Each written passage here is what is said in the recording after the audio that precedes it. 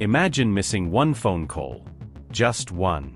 Then spending the rest of your life wishing you had answered it. Most people believe regret comes from making the wrong decisions. But sometimes, the deepest regrets come from the little things we keep putting off. One phone call. One visit. One more conversation. This is Michael's story. A story that reminds us never to take the people who love us for granted. Michael and his mother lived in a small, modest home in a quiet neighborhood in the United States. The house wasn't luxurious. The paint on the porch had begun to fade. The living room furniture had been there for years. But to Michael, it was the warmest place in the world.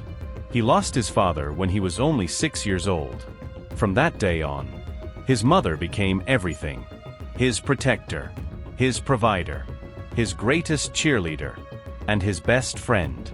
Every morning before sunrise, she quietly got ready for work.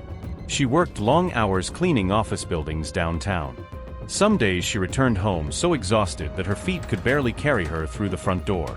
Her hands had become rough after years of scrubbing floors, wiping windows, and carrying heavy cleaning supplies.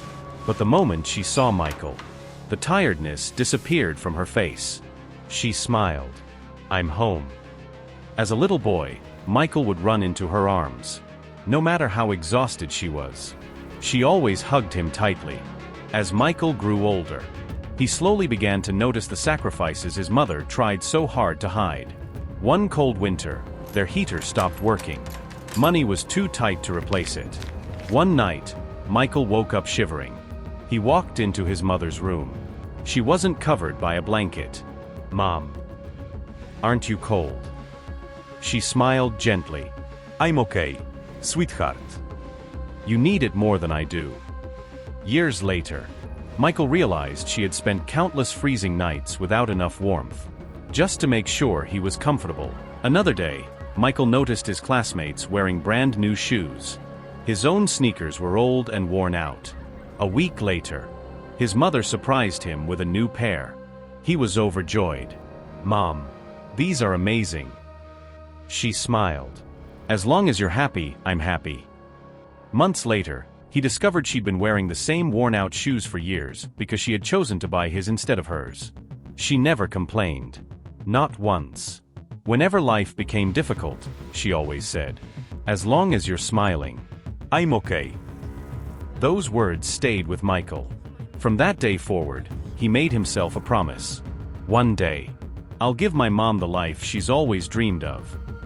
He studied harder than ever before. While his friends spent weekends relaxing, Michael stayed home studying. Late at night, his mother would quietly walk into his room with a sandwich and a glass of milk. Sometimes she simply sat across from him in silence. She couldn't help him solve his assignments. She had never gone to college, but she knew something far more important. Sometimes, the greatest support isn't having all the answers. It's simply being there. One evening, Michael looked up from his books. "Mom, what if I fail?" She reached across the table and held his hand. "Failure doesn't scare me. What scares me is seeing you give up before you discover how amazing you truly are." Those words became the fuel that pushed Michael forward. Years passed. Graduation day finally arrived. As Michael walked across the stage to receive his degree, he searched the crowd. There she was, standing in the back, clapping harder than anyone else. Tears streamed down her face, not because she was sad, but because every sacrifice she had made was finally beginning to bear fruit. A few weeks later, Michael received an email that would change his life forever. His dream company wanted to hire him.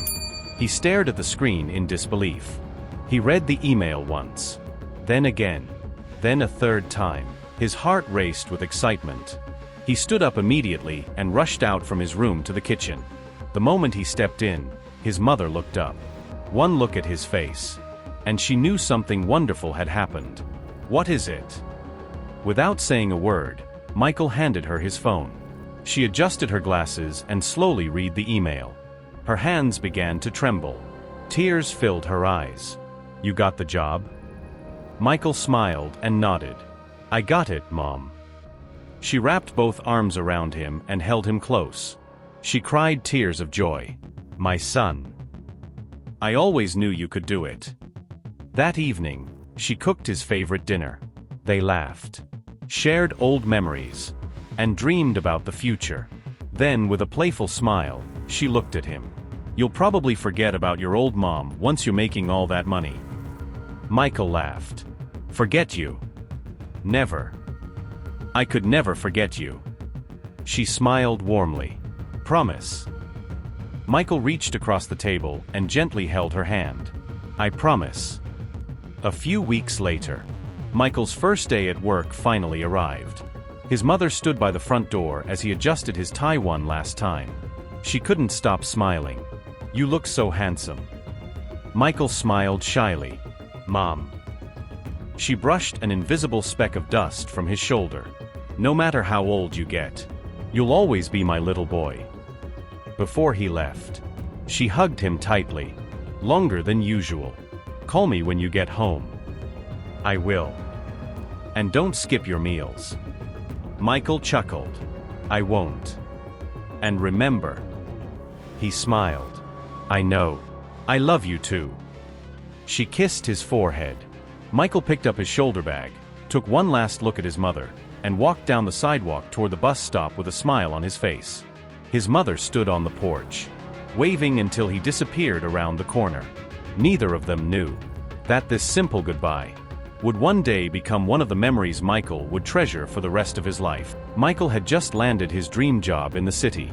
His mother was proud of him. His mother still lived in the quiet suburban town where Michael had grown up. Every morning, before Michael left for work, his phone would buzz. It was always a message from his mother. Remember to eat on time. Don't work too hard. And call me when you get home. Michael would smile as he read her message. Then he'd reply, I will, Mom. During the first few weeks, he kept his promise. Every evening after work, he called. Sometimes they talked for only a few minutes. Other times, they laughed for nearly an hour. His mother loved hearing every little detail about his new job. What did you eat today? Did your first meeting go well? Are your co-workers kind to you? Michael would laugh. Mom, you ask so many questions. She laughed too. That's because I miss my son. As the months passed, Michael became busier. His responsibilities at work increased. There were deadlines, meetings, late nights at the office. He wanted to prove that hiring him had been the right decision. Every evening, his mother still called him. Have you eaten? Are you sleeping well? Don't work too hard. At first, Michael answered every call. Whenever his phone rang and he saw Mom, he would whisper, I'll call her later. Sometimes he was in a meeting. Sometimes he was inside bus going home. Sometimes he was simply too tired. He always told himself, I'll call after dinner. I'll call before bed. I'll call tomorrow. Later became tomorrow. Tomorrow became next week. His mother never complained. Instead, she left voice messages. Michael. I know you're probably busy. I just wanted to hear your voice. I hope you're eating well. I'm proud of you. I love you. Michael listened to every message. Sometimes while sitting alone in his apartment, he smiled. He even whispered, I miss you too, Mom. But he never called back. He always believed there would be another chance. Back at home, his mother still kept her routine. Every evening around the same time, she sat in her favorite chair beside the living room window. Her phone rested gently in her hands. Whenever it lit up, her eyes filled with hope. Most nights, it wasn't Michael. She would smile anyway. It's okay, she whispered. He's busy. The next evening, she waited again. One Sunday morning, she baked Michael's favorite cookies. She carefully packed them into a small container. Then she smiled sadly. I'll give them to him the next time he visits. The cookies stayed on the kitchen counter for days, then weeks. Eventually, she threw them away. Not because she wanted to, but because they had gone stale. Still, She never stopped believing her son would come home soon. One afternoon, she looked at an old family photo. It was taken on Michael's graduation day. She gently smiled and traced his face with her finger. "My little boy. I'm so proud of you." A few days later, she wasn't feeling well. Her neighbor noticed she looked unusually weak. "Are you all right?" She smiled softly. "I'm just a little tired." That evening, she tried calling Michael again. The phone rang and rang, then went to voicemail. She left one last message. "Hi, my son. I know you're busy. I just wanted to hear your voice. Call me whenever you have time. Take good care of yourself. I love you." Michael listened to the message later that night. He was exhausted after another long day at work. He looked at his phone. "I'll call her tomorrow." He placed the phone on the table and went to sleep. The next afternoon, his phone rang again. This time, it wasn't his mother. It was their neighbor. Her voice trembled. "Michael, you need to come home." His heart sank. 1,000 thoughts raced through his mind. Without asking another question, he grabbed his shoulder bag and rushed out the door. The drive home felt longer than ever before. His hands shook the entire way. He kept praying. Please let her be okay. Please. When he arrived, the house was silent. The front door was slightly open. Everything looked exactly the same. But somehow, everything felt different.